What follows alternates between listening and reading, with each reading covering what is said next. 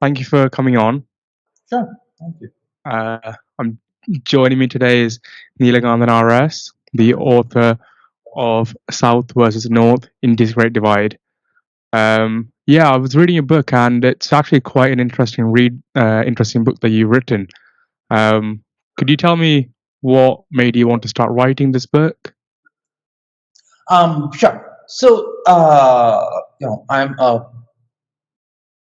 in my day job. I work as a data scientist, right? About 10 years ago, in 2011, uh, I live in Tamil Nadu, and we had an assembly election back then, and I was curious, and I was wondering what the worth of my vote was. And at that point, we had also started running a podcast, sort of around these areas of just covering the state assembly elections. And when I calculated what the worth of my vote was in terms of probability, obviously it was a very small number. And then what I did was I sort of, calculated the impact probability of impact of my vote for the parliamentary elections, and then I compared that with a random constituency in the northern part of India. So when that happened, I just found out that the difference uh, between a voter in southern India and in my constituency, which is in Tamil Nadu, vis-a-vis somebody in northern India, was actually about 40%. That is, the Tamil voter was about 40% more powerful than somebody in northern India. And I was wondering why this was happening, and sort of, that led me into a rabbit hole for 10 years. And at the end of it, 11th year, you have this book. Wow, so it's actually taken you 10 years to write the book. Well, it's I've been thinking about this in some way, shape, or form for 10 years. I started writing the book in early 2020, so it took me 2 years to write the book. But most books have a thought process that far precedes the actual writing part of it, right? Like, yeah, that took 10 years. Okay, wow. What's the reception to the book been like? Oh, I've been very pleasantly surprised. It's doing quite well. There are a lot of copies sold. There's been like positive reviews, so I'm generally quite happy. Okay. Has any state governments approached you about utilizing the stuff that you've written about in the book? Or The books, the blurb of the book is by the finance minister of Tamil Nadu. So to that extent, the government of Tamil Nadu is at least somewhat engaged. I don't know, and the sort of the deputy chairman of the planning commission of the state also has engaged with the book. So to that extent, in Tamil Nadu, there's a little bit of engagement from the government, but you know. Uh, the degree of engagement from governments I'm less interested in. What I am more because it's like I argue in the book, nobody is going to voluntarily give up power, right? Like what at the end of the yeah, book, what we want? We want people. We want those in power in the union government to sort of adopt a new model of governance which is going to sort of leave them less powerful, so to speak, right? And uh, nobody is going to voluntarily opt for that unless there is pressure from below. So to that extent, I haven't heard somebody from Delhi sort of calling me and saying, yeah, I'm willing to relinquish power. yeah, that's actually a fair enough assessment. Um, so you talked about you actually covered quite a few points in the book, and I kind of wanted to go through it, probably from the start, if you don't mind. Mhm. So, what sets apart India's democratic system compared to somewhere like the UK or somewhere like Germany? Can you speak to that? Sure. So let's take the UK because India, in some way, shape, or form, inherited the Westminster system, because of its colonial history. The difference is that each constituency in the United Kingdom, I don't know what their current size is, but if you take India, each constituency has about about 2 million vote. The population of each constituency is about 2 million, which is an extraordinary size for one MP to manage, right? I Yeah. don't what the corresponding number in the UK will be. Like it's a country of 60 million, and you still have about how many MPs? Like 400? Yeah, I can't. I'm not entirely certain about the number, but it's definitely not. Yeah, so the absurdity of the system begins there, right? Like you kind of have transplanted what is the Westminster system into India, and except the difference is that the United Kingdom is a country of what, about 60 million people, which Yes. is the size of one state in India. We have a similar system, except we have about 1.3 billion people, right? So the sheer size of the constituency in terms of population that each MP represents is humongous, right? So that is one problem. The other problem is that because of the way in which India is a federal union with multiple states, unlike the United Kingdom, right? Like the United Kingdom has a different sort of setup, but like the basic difference here is that there are linguistic, ethnic, religious differences, but more importantly, it is also that most of these states, which form what is now the Union of India, have never been in a political alliance for much of history, right? And so the Indian Union in 1947 was the first experiment to kind of bring them together to form a single modern country. And in doing so, the idea of each state having sufficient representation in the Indian Union became a bit of a problem, but it was kind of tided over by the fact that the nationalist movement, which got India its independence, was kind of sort of enmeshed and embedded into the politics of every state. So it was kind of a binding force, because of which initially it didn't seem like it would be that big of a problem. For instance, a reasonable comparison would be the United States, right? Like, even though they don't follow the Westminster system, they have very, very strong states' rights, right? And the reason why they have states' rights and the Connecticut Compromise and the reason for which the United States Senate is so powerful is all because states are kind of the building blocks of their overall federal system, right? India has even more of a reason for its states to be the building blocks of its federal union, and yet we do not. Our system doesn't allow for states to have, as rights as significant as states in the United States, right? And on top of that, you superimpose the Westminster system from the United Kingdom, which kind of has a, because it comes from a much smaller country. That parliamentary system doesn't work as well for quote unquote states as it does as other systems do. We have a, even at the beginning, we have a little bit of a problem. And then on top of that, India's basic divergence sort of makes everything look infinitely worse. So Okay, so is there a push towards centralization of power more and more now in India? yes. So you have this complicated setup initially in India, right? Which is that you have a system where you have a union government. When it was set up such that there is a stronger center and a weaker state, and this was partly by design, because the framers were worried that if you didn't do that, the country would sort of split. There'd be civil war, and the country would not sustain, and it would split, and so on and so forth, right? So by design, the center is a little bit more powerful than the state. But with time, what has happened is that, and this is true for any system that you design, which is that if you have one part of it having slightly more power than the other, that slightly more powerful entity is going to usurp more and more power from the less powerful entity, right? And over the years, that is what has happened. In the 1970s, during the prime ministership of Indira Gandhi, we had emergency, which was kind of a watershed moment in terms of the center sort of declaring itself even more powerful. And ever since the 70s, slowly but surely, the center has sort of taken over large swaths of what used to be state functions. And in the last decade or so, that's sort of been on steroids, right? So essentially, what has happened is that the union government sort of monopolizes taxes, which is that most of taxes that I pay very little tax to the state government. Most of the taxes that I pay go to the union government, right? So the power of the purse, which is the most significant power any government can have, largely rests with the central government.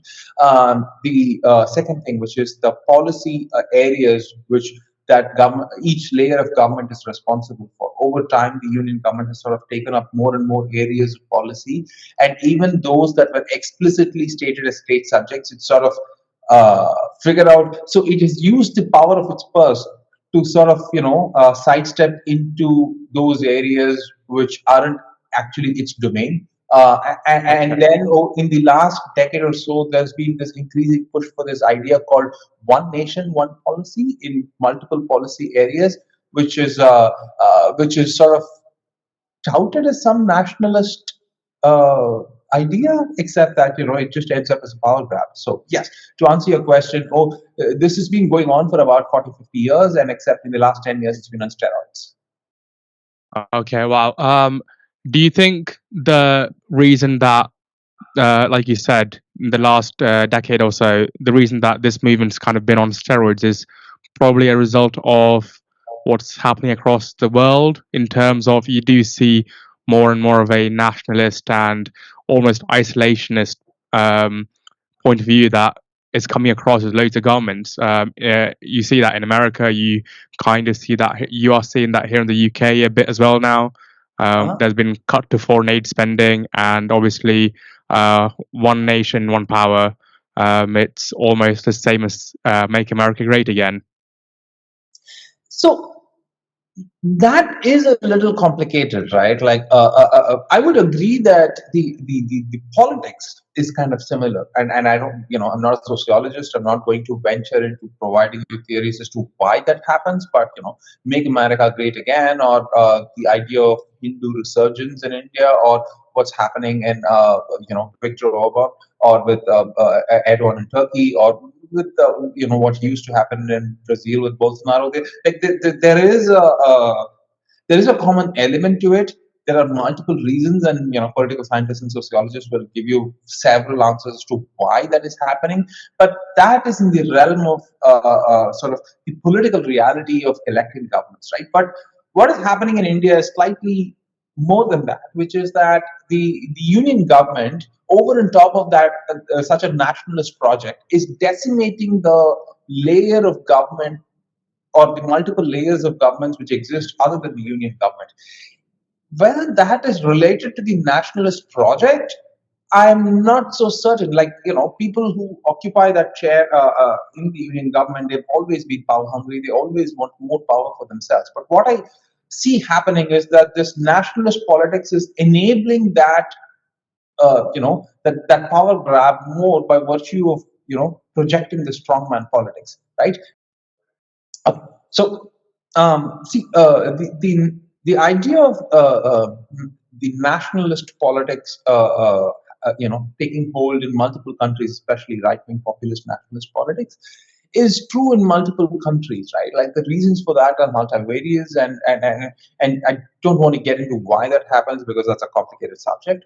But the point is that in India's case, that nationalist project has also enabled the sort of complete usurpation of power of other layers of governments by the central government, right? Through this one nation, one policy regime. I don't know if that is true in other countries, right? Like, I don't know what happens in the UK, but at least in the United States, like, nominally, the Republican Party is the party of the states' rights, which also wants this nationalist project to be going on, right? Yeah.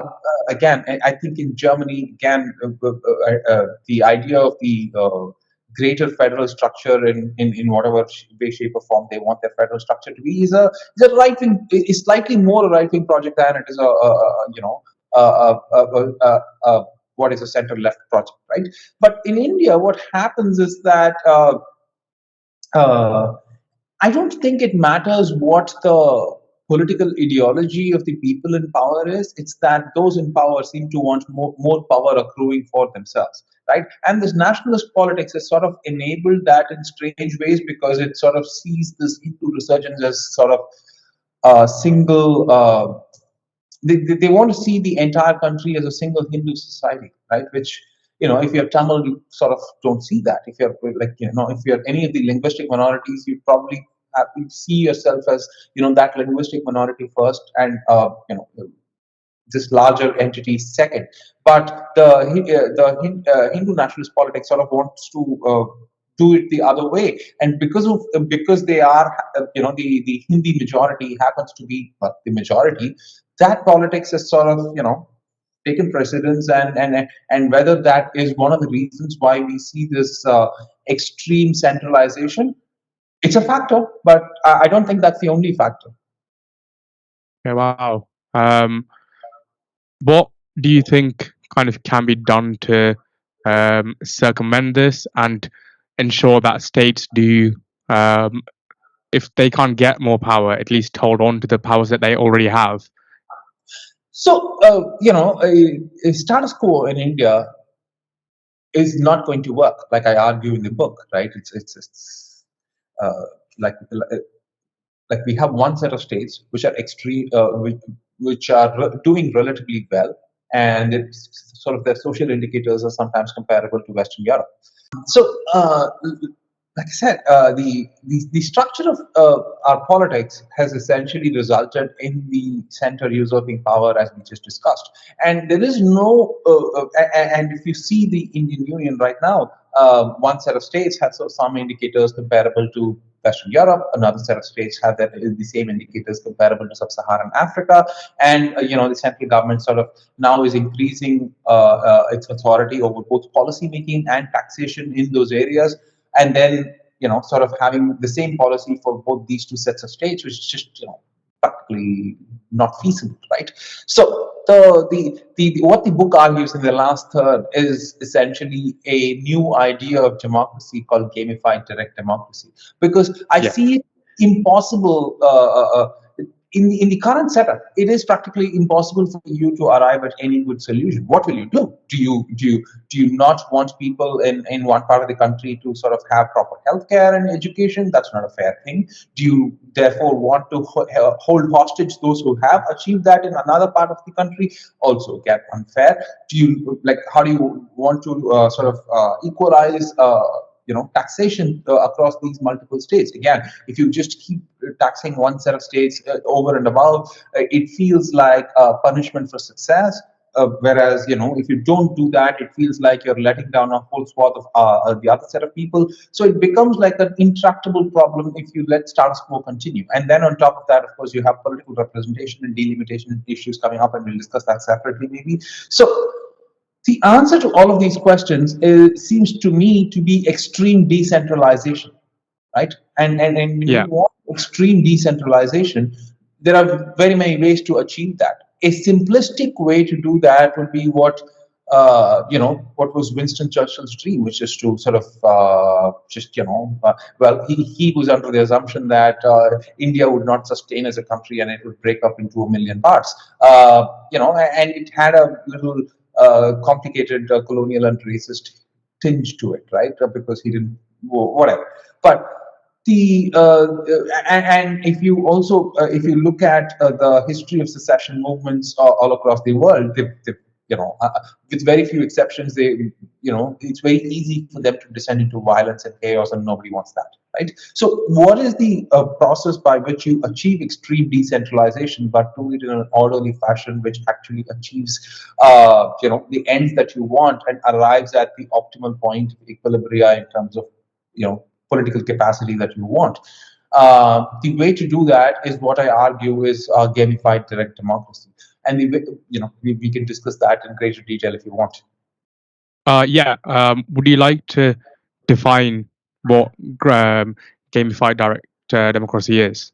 Right. So, direct democracy is something that most of us probably read in school, which is that in ancient Athens, where what they did was they basically got all well, it wasn't all people, it was all men with property in the town square, and basically it discussed the issues of the day, and everybody sort of voted on what was what the city of that particular city state was going to do, and they sort of if all the men agreed that this is what we're going to do, we want to do that, right? The modern version of democracy, which is a representative democracy, doesn't do that at all. It's sort of, all of us elect one MP. Like I discussed in India, the constituency size that elects one MP is about 2 million, right? So it's an extremely high number, which, one MP represents so many people, and that MP votes on our behalf in parliament, right? Now, in the first case, in Athens, like, there is perfect transmission efficiency. That is, if I want a policy, I vote on that policy, and that's that. And therefore there's perfect transmission efficiency, so to speak. The problem is that you give the power to the mob, right? Like they, for instance, voted to kill Socrates, by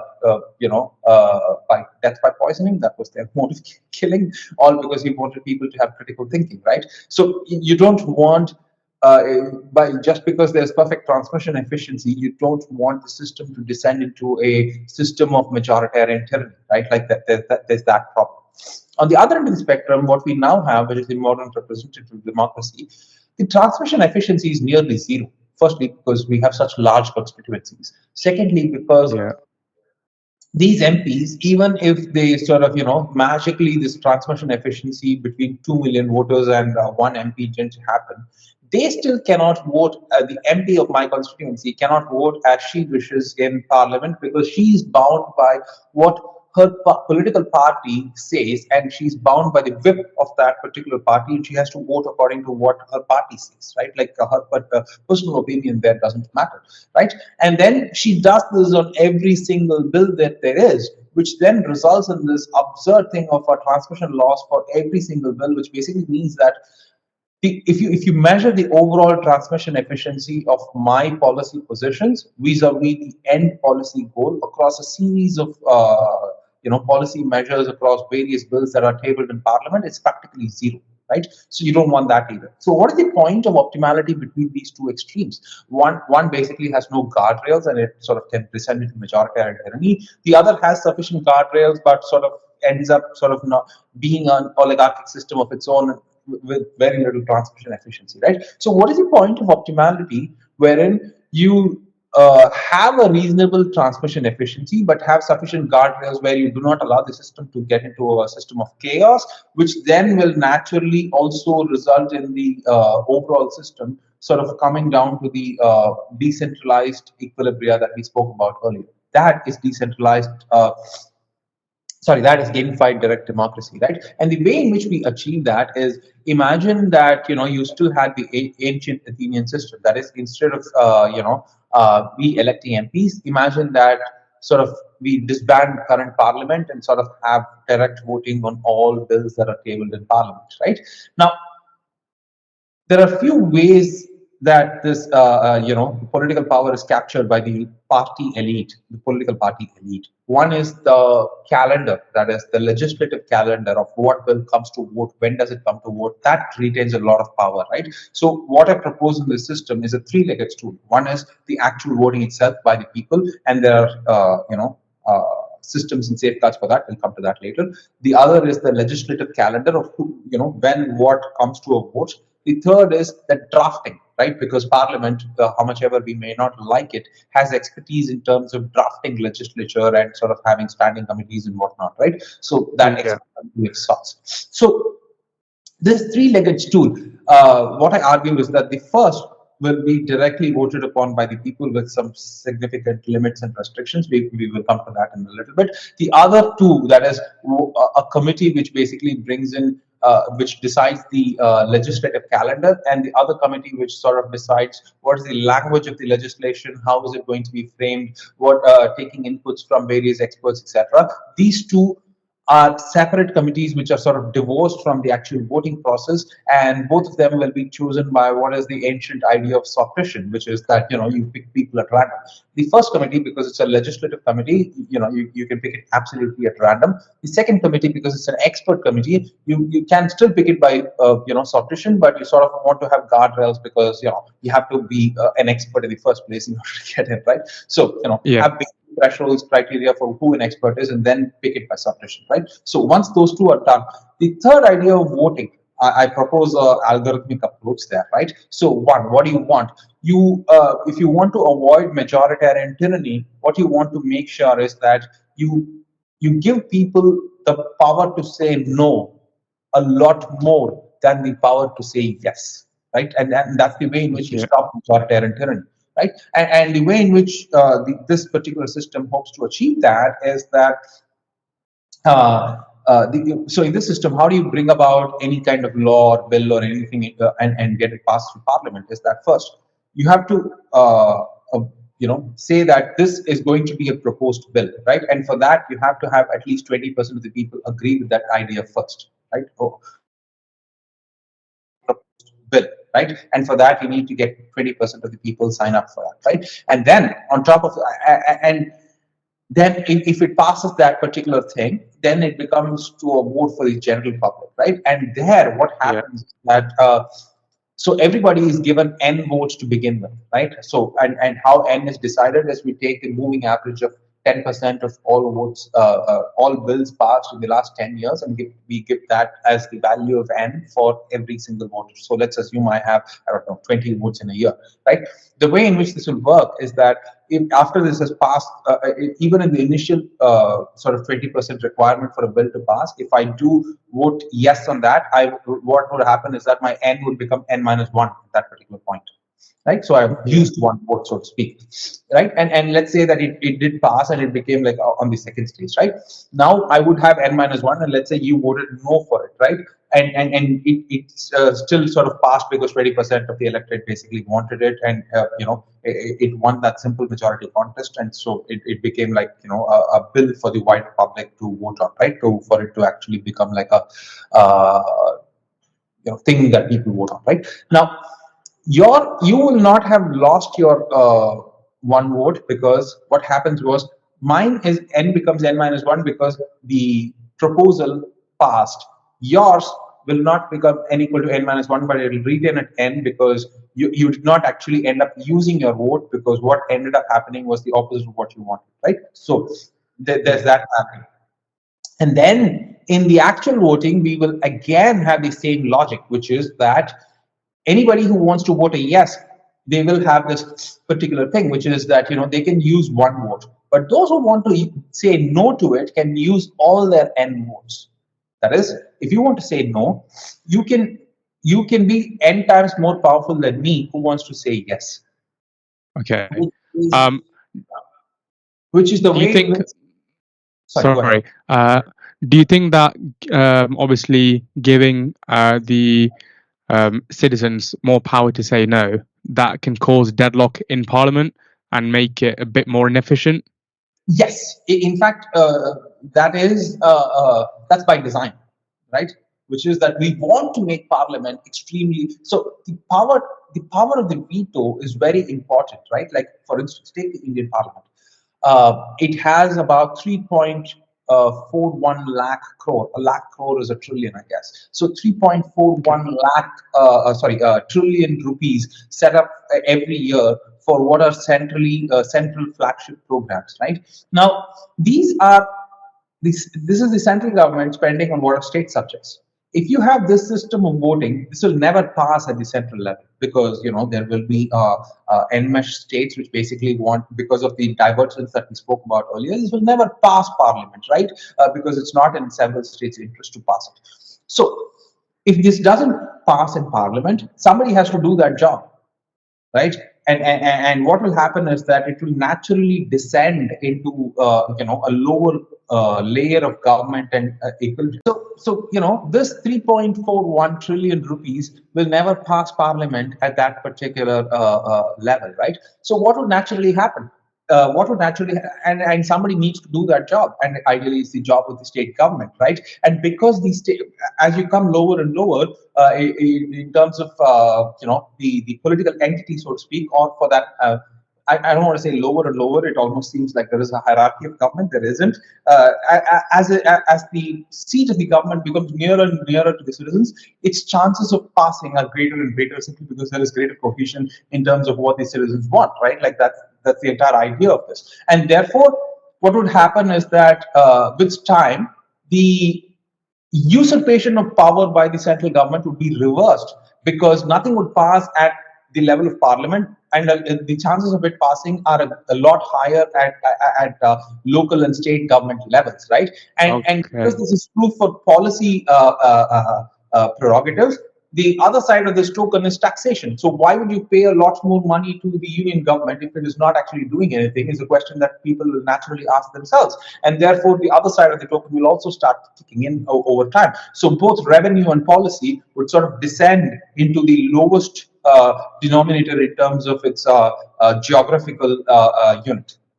Okay. Wow. That's actually really interesting. Do you think there's a possibility of this getting implemented? Well, I hope so. Um, no, that's actually quite an interesting approach to government, and I I myself am a big fan of decentralization, and I think like you're saying as well, I think governments can get a lot more achieved in the local levels and state levels. In the UK here, we'd be talking more power given to the councils. So, see, that's the thing, right? Like the UK talks of decentralization, but the UK is like, its entire population, including Wales, Northern Ireland, and Scotland, and England. The entire population of it is actually smaller than the state that I'm from, which is Tamil Nadu, right? So, Yeah, so whatever problems UK has, like magnified 100 times. That's the extent of problems that India has, right? And if you want decentralization at the level of UK, imagine the level of decentralization that we need in India. yeah. Do you think that the loss of state power has obviously driven down businesses and all other kinds of stuff? I'm not sure in Tamil Nadu, but it's definitely something that's happened in Kerala, where um, there's actually not that many people in Kerala because everyone's trying to go abroad. Do you think the loss of power can be attributed to that? No, see, Kerala has uh, the reason, firstly, we should be aware that the reason why Kerala's greatest export is its human potential is because Kerala is a very literate society which manages to educate its children, have extremely good healthcare, so on and so forth. And it is true that its manufacturing base is not commensurate with the human potential that it has, unlike, let's say, Tamil Nadu or Maharashtra. Right now, that why that is not happening, that can happen across the world, but Kerala is still a relatively prosperous society by Indian standards, right? So if Kerala is able to export its people world over because it gives them excellent education, and those people are able to go wherever they want and do whatever it is that they want in their life, well, the government has achieved at least one part of its job. It hasn't achieved another part of its job, but like, hey, that's why democracy exists, and we can hopefully fix that, and we have this decentralized mode, and hopefully have more industry set up. And why industry or manufacturing jobs or high-end services jobs don't come to a place is like, it's not, modern late capitalism works in complicated ways, right? Like, it's not a simple linear answer, right? Like, why is it that London is a center of financial services and not, I don't know, some other Western European city? It's a historical accident of sorts, right? Yeah. Okay. Wow. Um, you talked about how farming's been a historical profession in India, but given the amount of land that India farms, it's not it's not even proportional to the amount of produce that's made. And you mentioned that it's not a viable career to make money in any states except Punjab. And one thing, I was trying to figure out why it's actually a viable career opportunity in Punjab as opposed to other states. Right. So if you take the yield per hectare, right, across all Indian states, Punjab is the only state where, for major grains of rice and wheat, the yield of that particular state is the only yield across all states in India which actually meets global averages and is slightly above global average.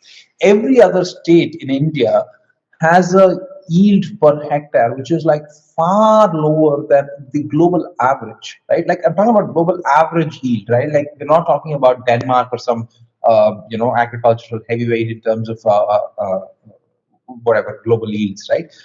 The global average, which includes much of sub-Saharan Africa, which includes many Asian countries which still do subsistence farming, India doesn't even measure up to that. It is below the global average, right? And when you have yields which are below the global average, it is impossible for you to have a viable living. And on top of that, India has put the holding per person in terms of land sizes is also very small. Like I think the average land size holding size is like about 2 acres or something, 2.6 acres, if I'm not wrong. So when you have such low, yields and the land holding is so small, it is impossible for anybody to make any money out of any money out of this, right? Like it's just not economically viable. And agriculture happens to also uh, be the profession which it pollutes the environment given how we farm in the industrial era. We have all the like how do I say it? The costs of industrial farming with none of its benefits in India, which is like you pollute the environment, you sort of have pesticide runoff and all the rest, and yet you actually do not have sufficient grain at the end of it. Like why are we even doing that, right? Yeah. Um, do you think that one of the big reasons why the yield is so low per like per acre is because of poor farming practices, which have eroded the topsoil and subsequently just It's complicated, right? Like, firstly, if you want farming to sort of be productive, if you look at much of Western Europe and the United States, I think about less than 2% of the population is engaged in farming, and yet the overall size of the land that is farmed is roughly whatever. It hasn't shrunk in the last 50, 60 years, right? So the land holding gives you, I don't know, the ability to increase yields, because like what economists call, like they have some fancy term for this. But anyway, point is that when you have about only 2 acres to farm in, your yields are obviously going to be that much. Your ability to spend on your land, because you're a poor person in the first place who has such a small land holding, is limited, and you're likely to be not very educated, and you don't have access to modern scientific inputs for methods of farming, so on and so forth. So it's a vicious cycle, right? Like the human development potential is poor, because of which that person's ability to develop their land is poor, and because that land keeps them poor, their ability to develop their human potential is poor. So it's like a vicious cycle. okay. Wow. So you talked about how for for the amount of tax that we give, the southern states give. So I think what you said was for every 1 rupee that you give, you only get back like 30 paisa roughly, and compared to the northern states like Bihar, where you give 1 rupee and you get 4 rupees back. And about 50 years ago, it was the other way around, where the Uh, southern states were getting more money yes. back.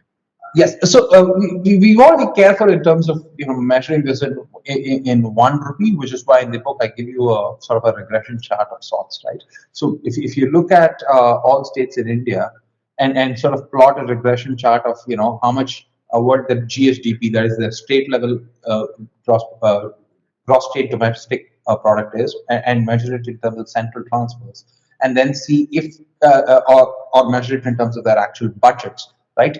You can basically see if these states were countries with themselves, which did not participate in the Indian Union, like are they doing worse or better in terms of their state budgets, right? Like that's a reasonable measure of, is the state contributing at the end of the day to the Indian Union, or is getting money from the Indian Union, right? If you see that, you will basically see that states in the southern, particularly Tamil Nadu, Karnataka, Kerala, uh, These are all states which are Telangana. These are all states which basically have a negative residual in that chart, which essentially means that if they were independent entities, their budgets will be much bigger, which is another way of saying they'd be able to spend more money on their own citizens, right? Now, Yeah. and the opposite is true for much of the Indo-Gangetic Plain states, right? So the problem here is the way in which the Indian Union administers its tax policy, right? So when I pay taxes, I don't pay taxes to my state government. Most of my taxes are to the union government, right? I pay very little taxes to my local and state governments, right? Uh, and the way in which the union government collects that tax, it collects a lot of tax, and what it does is it keeps much of the tax for itself, and then it divides what is remaining into with all the remaining states. And the way in which that division happens is the ratio of that is decided by what is called the finance commission, right? Like what is the ratio in which each state gets how much, etc. Now, the problem has been that over the years, there's been a fight about population, right? So, in the last two finance commissions, what they have particularly done is that they've taken the 2011 population as the basis for allocating much of this tax kitty, so to speak, right?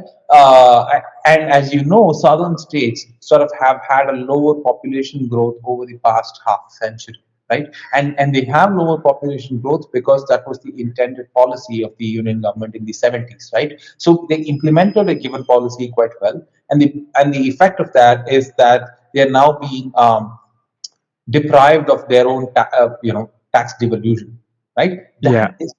That is the serious problem, which is that you're basically being punished for success, and states in the Indo-Gangetic plains are being rewarded for their failure, right? Now, Yeah. that's one way of looking at it. Another way of looking at it is, hey, isn't this true for every single country in the world? That's true, right? Right, like every other country has some version of equalization through tax policy. The difference here is that in all those countries, in India, the what drives population growth is birth rate, right? It is Uttar Pradesh or Madhya Pradesh or Bihar or Jharkhand or Rajasthan. These are all these states have high population growth, and unlike in the Yeah. West, where population growth in regions of their country which are higher than other parts of their country happens because in the West, for instance, in the United States, like up to the coasts, states along the coast have higher population growth because people from Middle America sort of move there, right? Like that's true in China, where going to the coasts for a better job is actually has been a civilizational thing for a very long time now, right? So internal migration is what decides population growth in those countries. In India, unfortunately, what has happened is that higher birth rate is what decides population growth. Okay. So So what? Sorry. Continue. So what has happened is that when you have this weird situation where a much smaller state is which is also growing at a much smaller rate compared to a state which is much bigger and is growing at a much larger pace in terms of its population. Just because the smaller state is slightly more wealthy, you want an infinite transfer of resources to the much larger state which is growing at a much larger pace. It is a fool's errand to try and equalize it like that, right? Like, so what do you do? Right? You don't want to be unfair to the child in Uttar Pradesh. Like, we want children in Uttar Pradesh to have schools and basic healthcare and whatnot, so that they also live a reasonable life. But is the way to do that like endlessly sort of transferring from one place to another without paying sufficient attention to success in policy, which has resulted in those relatively well-off places to become relatively well-off in the first place? That's unfair, right? Yeah. So what do you do here? And the answer, I argue, is extreme decentralization, like I argued earlier.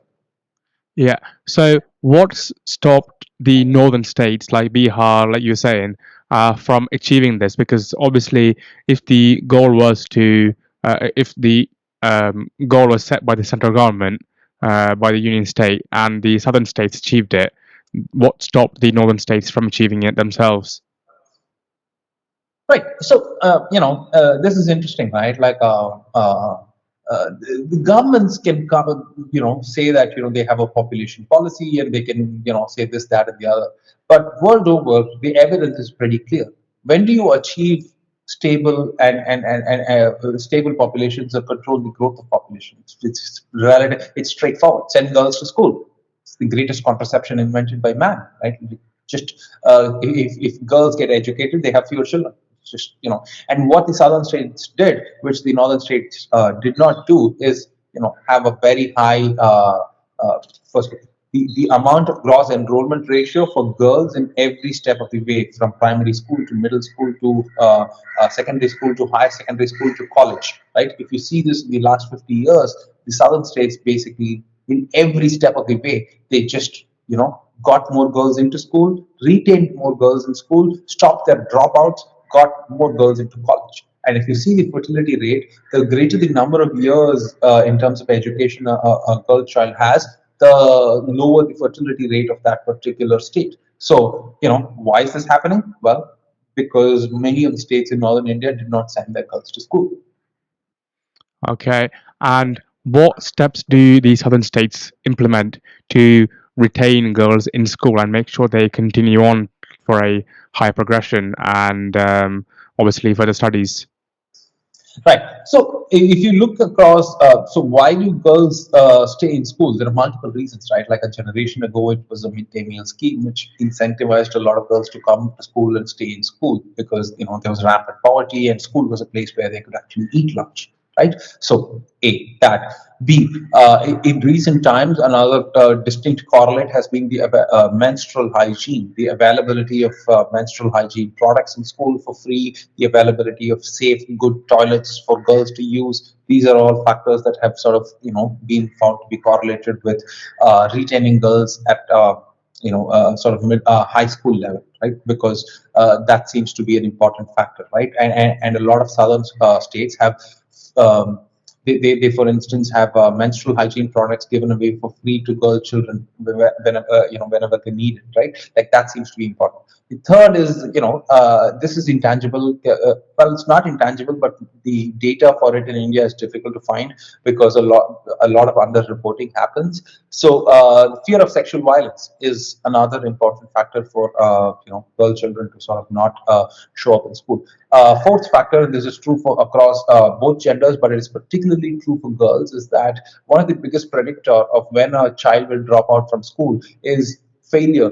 That is, if you fail a grade, you sort of that's a predictor of a dropout. So the question of governance becomes: do you want to test children at the risk of having a higher dropout rate, or do you want to have lighter testing, so to speak, so that you retain more number of children in school? Right. So it's a complicated question to ask. The other side of the token is, so do you not want to worry about learning outcomes? Do you want to have children stay in school forever but not learn enough? That's a valid question. But if the question is, well, if you do that, the children are basically going to drop out, and you're not going to have enough children in the first place in the school. But so it's a decision that states need to make. I would argue that Tamil Nadu and Kerala are now at a situation where they can worry about their output metrics, whereas Bihar, Jharkhand, Madhya Pradesh, Uttar Pradesh, Rajasthan, these are states where they need to worry about their input metrics of like getting more kids into the gates of the school first, right? So this again is the reason why there needs to be extreme decentralization and state level policy making instead of one size fits all. So this approach that the government's taken, where they're moving more towards a centralized approach, is that to obviously, well, a side effect of it is that the southern states are slowing down, but to try and get the northern states to catch up to the southern states, and in the meantime, the southern states kind of just have to suffer for a bit, suffer for a while. See, that is the problem, right? Like it's essentially, for instance, if you look at, so the union government came up with this national education policy in 2020. The first version of it was released in 2020. I think a subsequent version of it was released in 2021, if I'm not wrong. But anyway, if you read that document, it's pretty extraordinary, right? Their goal for 2035 is to have the gross enrollment ratio at higher education, which is actually colleges, at 50%. This is extraordinary because Tamil Nadu achieved that in 2019. So you, Okay. you have set a 15-year goal, which is something that one state has already relatively large state, has already achieved that. And so, what are you going to? What does this mean? It basically means that you have you want Tamil Nadu to stop, actively doing anything in this area until the rest of the country catches up. How is that fair? Right? So essentially, what the increasing centralization and using one policy for all states is doing is, you basically had a race where you sort of had one set of people run really fast and sort of, have a race unto themselves, and then another set of people fall far back and sort of run a race amongst themselves. And so the question is, do you what this one size fits all policy, which with such kind of goals do, is they're essentially saying, people running far ahead, you stop until the rest of them catch up with you, right? Now, Yeah. that is that's not a good way to run policy. Especially, like, what would you answer to people in Tamil Nadu or Kerala or Telangana or Karnataka saying, hey, like, we're not going to waste 15 years in terms of catching up with the rest of the world just because other parts of this country haven't caught up with us. That's just unfair. On the contrary, the reverse is also true, which is that those children in Uttar Pradesh, Madhya Pradesh, Bihar, like I said, like they need basic schooling in the first place, right? Like, they don't want policy measures which are targeted at these sort of states which are ahead in the race, right? So what do you do is the question, right? And you cannot do one thing which will ever satisfy these two sets of states. It's mathematically impossible, right? And that is the reason why we cannot have one size fits all, and that is the reason why we want extreme decentralization. Okay. Um, with regards to the southern states, obviously the southern states have much more of a um, state identity as opposed to a national identity, like you were talking in the book. So in Tamil Nadu, you're Tamil first and then Indian, and I'd probably say in Kerala as well, it's the same. So you're from Kerala first, and then it becomes Indian.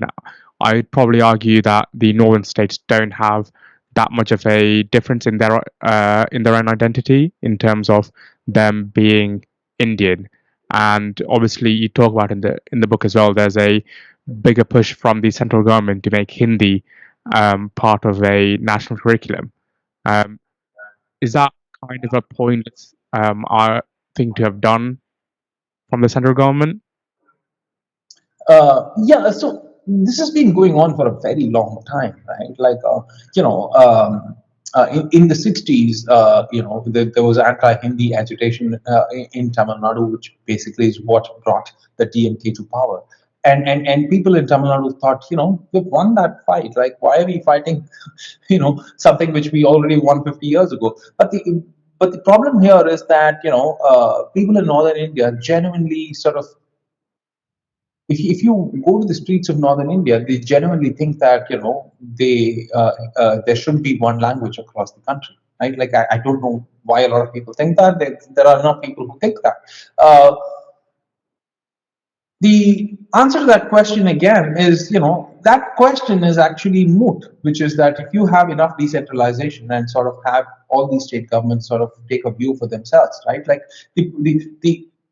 the opinion of a person who does not speak my language should not matter in terms of what is the language in which I go to school, right? Like a person, like how is it, like, Yeah, let's say people in Kerala shouldn't be deciding how Tamil children go to school and vice versa. Similarly, people in Uttar Pradesh shouldn't be deciding how Tamil children go to school and vice versa, right?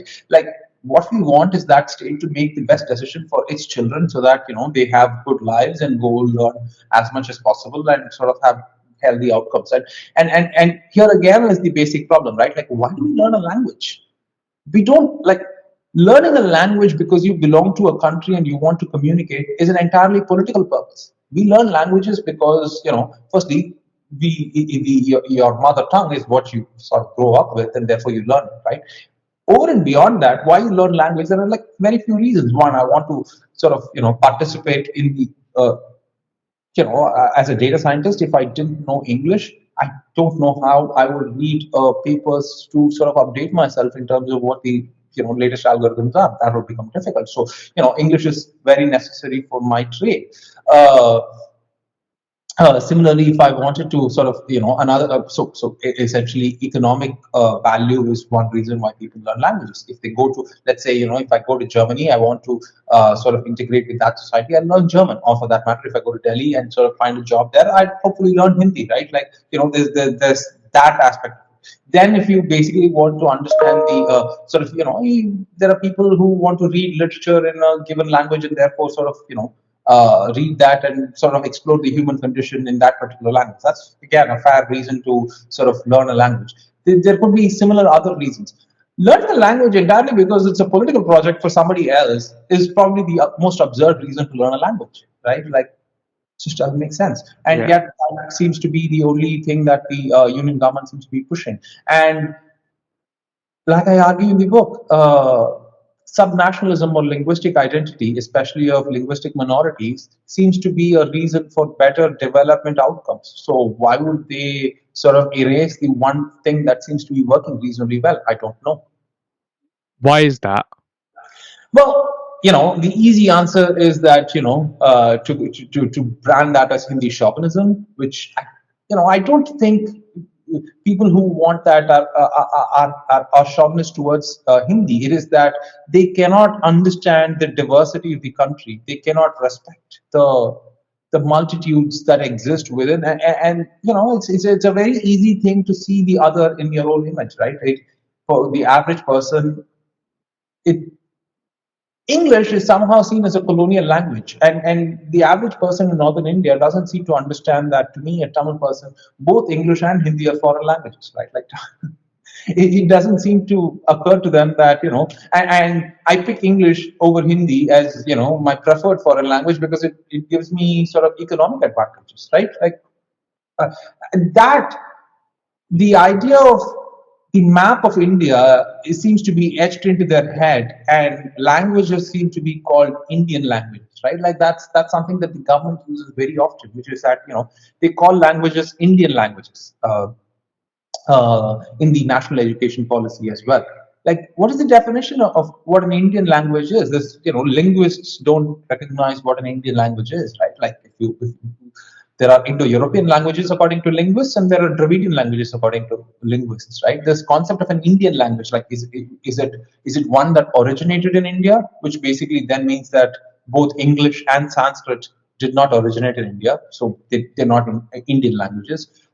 Is it one that is spoken in India? Well, in that case, well, now we're speaking in English, and I sit in India, and therefore English should count as an Indian language. But they don't seem to think that.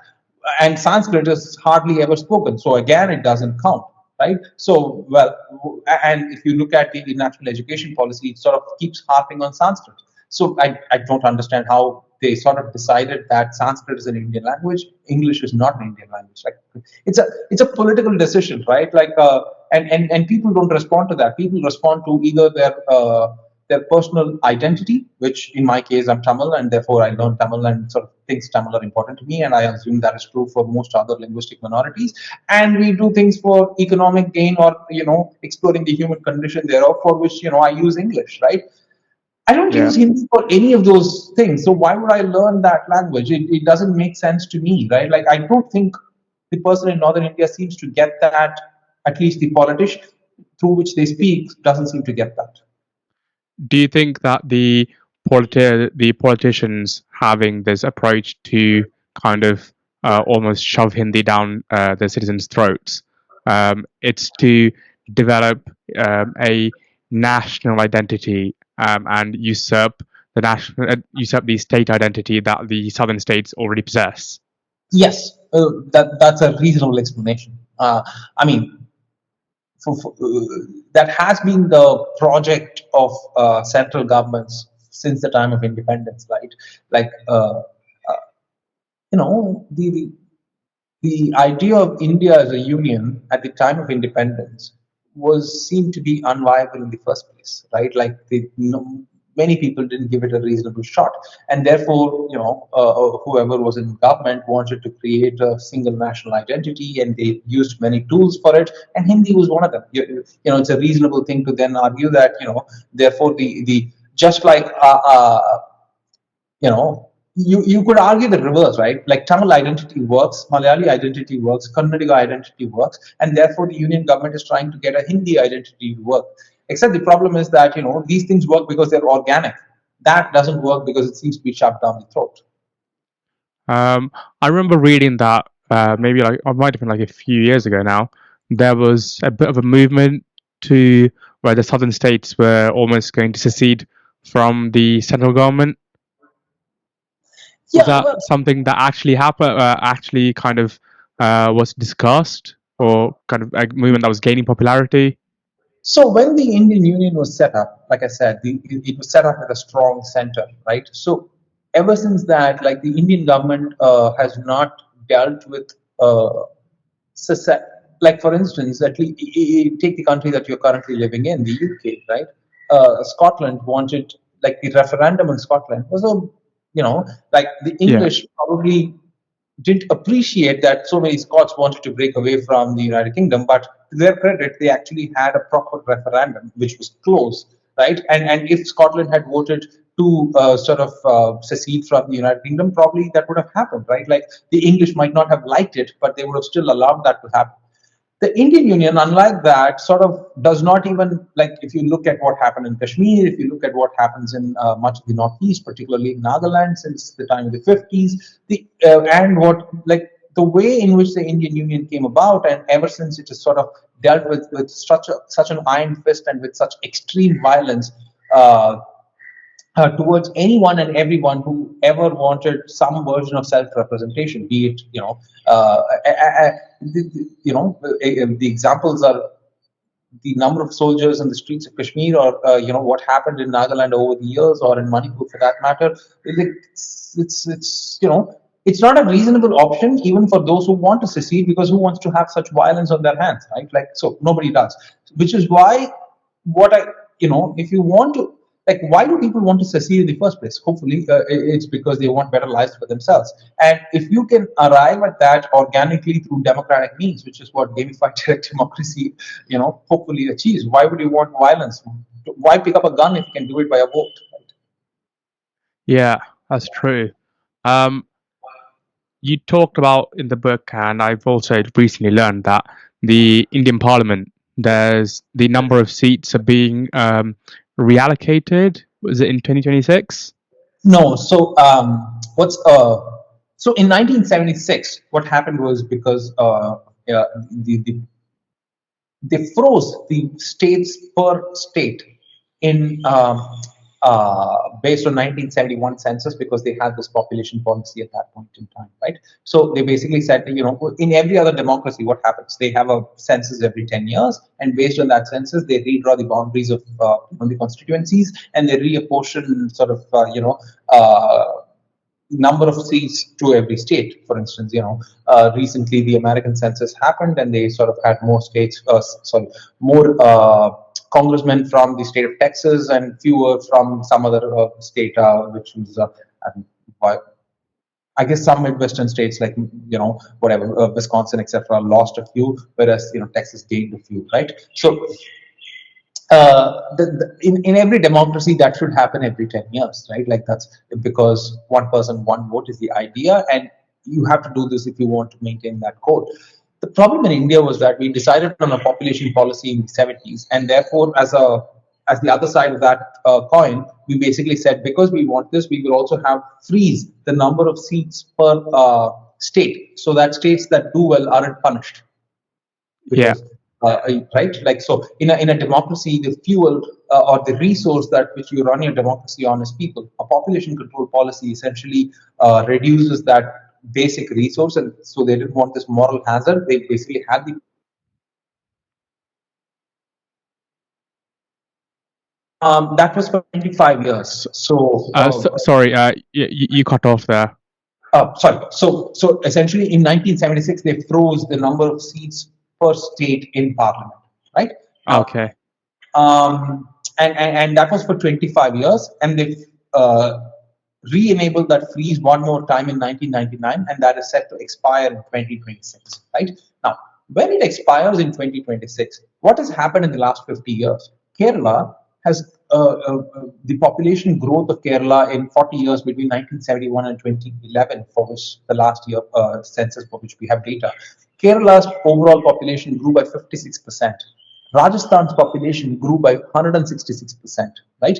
Kerala and Rajasthan were comparable in terms of their population in the 70s. Now Rajasthan is actually comparable to Tamil Nadu, right? Like if you've seen the map, Tamil Nadu is a much bigger state compared to Kerala, and and they're both like Rajasthan is no longer a peer for Kerala, but instead is a peer for Tamil Nadu, right? So if you readjust the like with the delimitation, like it happens in every other country after the quote unquote freezing of it unfreezes. Uh, what will happen is that states like Kerala, Tamil Nadu, Karnataka, Telangana, all of these will lose their current number of MPs, and these MPs will be reallocated to northern states, right? Simply because they control their population better. And that's an extremely unfair thing to do, especially in a time when we want these MPs to vote in our behalf on all these other decentralization fights, right? So it's Yeah. essentially like punishing success twice over. Once you punish it for policy, and another time you punish it for representation, which will then make people in southern India question: Are we even equal citizens? Yeah. What is something that can be done about this? Obviously, because are there talks of extending this freeze? So, and we have to be reasonable about this, right? Which is that if you just keep extending the freeze, you're being unfair to people in northern India, because the value of one vote, which is what we started this conversation with, continuously keeps reducing in those states simply because they have a population problem, right? Do you want people in northern India to not have sufficient representation? Hopefully, the answer is no. Which is why the answer to all of these questions essentially is extreme decentralization. The answer is that the thing that you're voting for, which is the central government, make it less important, so that you Yeah. don't care about the value of your vote. And then, what happens after that, nobody cares, right? The fight happens because the prize at the end of it is extremely valuable. Decrease the value of that prize, and the value of your vote wouldn't matter as much. And which is what Um, decentralization achieves. are there politicians in power or maybe trying to get into power who would implement these procedures of in these methods of decentralization? Because I do remember that the Congress Party just recently ran its election, and Dr. Shashi Tharoor, he did run on a policy of more decentralization and giving states more power, but unfortunately he didn't win. Yeah. So politicians in India have this strange habit of being friends of decentralization and federalism when they are in opposition, and being the opposite of it when they are in power.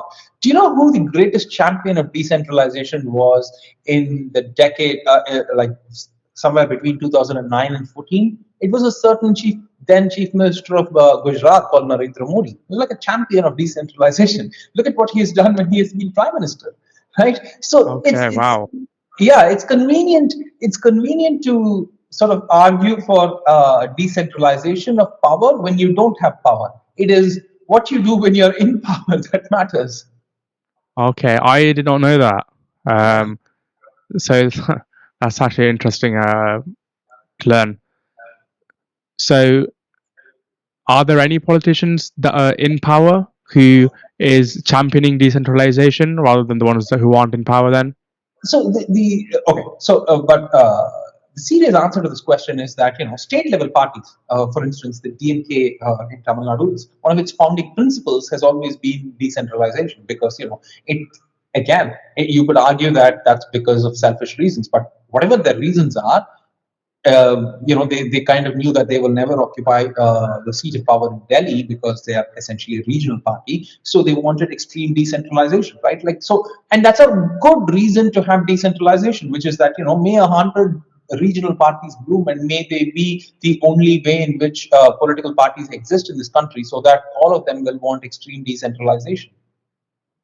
yeah, um, you talked about the DMK wanting decentralization for being it started off as selfish reasons. Can you expand on that? Yeah. So, the for all the issues that we spoke about have been pet issues of the DMK for a very long time, right? Like the language issue. right?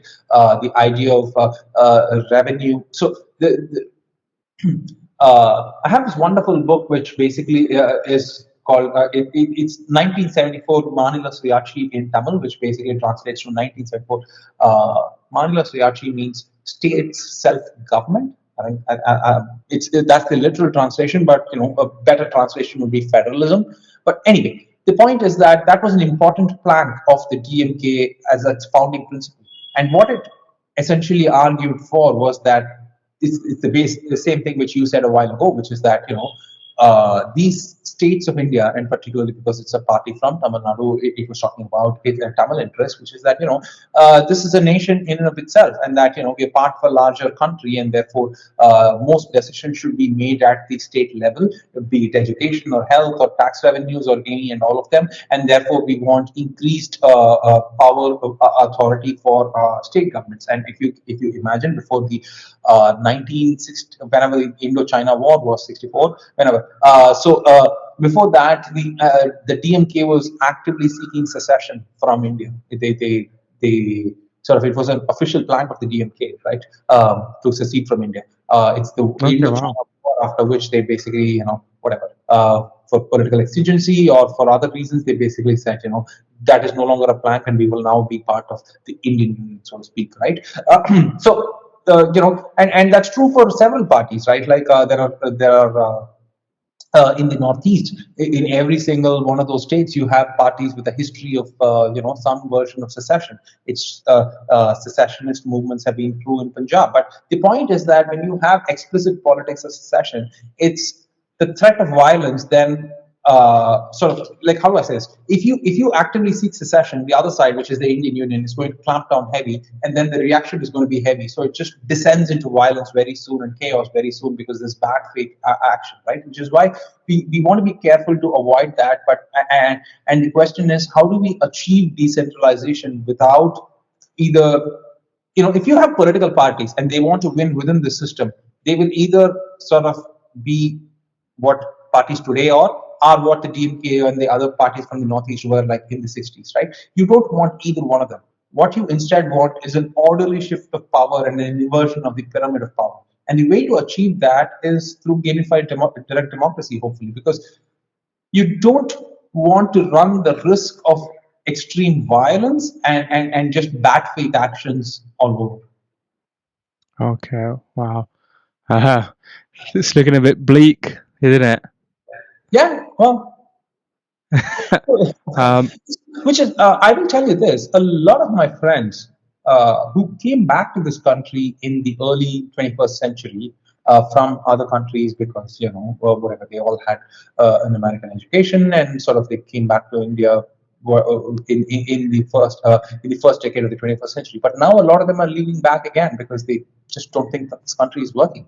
And I'm talking about a reasonably elite class of society which has just decided to move on.